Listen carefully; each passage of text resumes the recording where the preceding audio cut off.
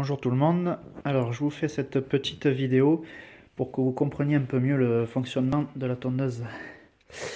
Alors j'ai le capteur Hall qui est ici. Donc en fait j'ai fait un cerclage autour du moteur pour pouvoir déplacer le capteur comme je veux en fait. Pour pouvoir retarder ou avancer l'allumage. Donc ce capteur Hall il permet de me désactiver le MOSFET IRFP 460 qui est ici, qui est monté ici. Voilà, donc en fait, il me désactive le MOSFET en m'envoyant la masse sur le gate. Voilà, donc pour activer le MOSFET, je vais envoyer le positif de l'alimentation sur le gate par le biais d'un capteur read que je vais mettre, donc je vais positionner sur ma soupape d'admission. Donc j'ai soudé une patte sur la coupelle de la soupape pour pouvoir positionner un aimant. Donc un aimant qui viendra donc sur cette patte. Et je veux que, en fait, une fois le carter d'huile remonté, je vais positionner le capteur sur le carter d'huile. Et cet aimant, donc lorsque la soupape, donc soupape d'admission, d'échappement, soupape d'admission, une fois qu'elle va descendre au maximum, donc la soupape sera ouverte.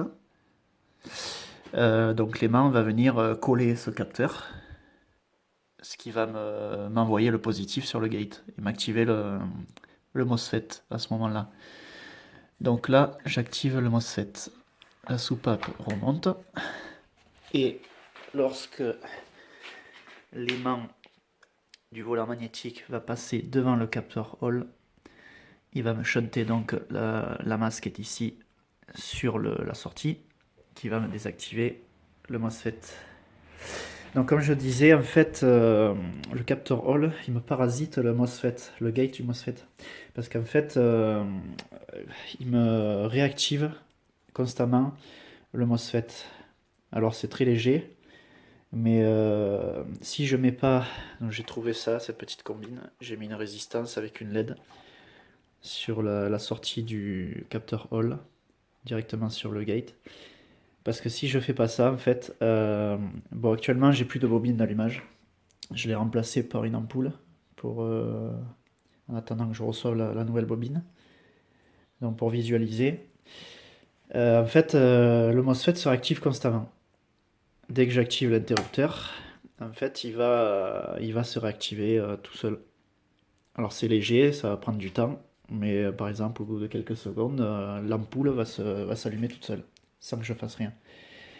Donc en positionnant cette résistance et cette LED sur la sortie, là par contre ça marche. Donc le MOSFET ne se réactive pas. Il se réactive uniquement si je mets l'alimentation, enfin le positif, sur le gate. Alors je vais essayer de vous montrer le fonctionnement. Alors je pose 2 secondes le téléphone.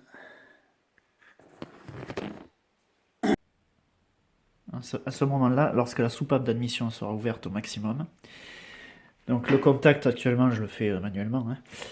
Donc là je connecterai, le capteur read sera collé par l'aimant, donc voilà, la bobine sera en charge. Donc là elle restera en charge tant que l'aimant ne passera pas devant le capteur Hall. Donc là l'aimant va passer, il va me shunter la masse et la bobine se déconnecte. Donc à ce moment-là j'aurai étincelle en fin de compression.